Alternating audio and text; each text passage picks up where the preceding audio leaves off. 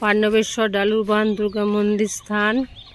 এখানে দুর্গা পূজা খুব জমজমাট করে হয়, ভক্তদের সমাগম, নৃত্য সভা হয় রোজ দিন। এটা হচ্ছে গেট। এই গেট দিয়ে আমরা, এটা একটা ছোট গেট আছে, এই ছোট গেট দিয়ে ঢুকলাম।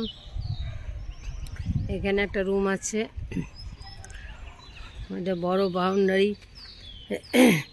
শিব পার্বতী মন্দির আছে, বজরংবলী আছেন, শিব আছে, মহাদেব, পার্বতী। এটা হচ্ছে আটচালা।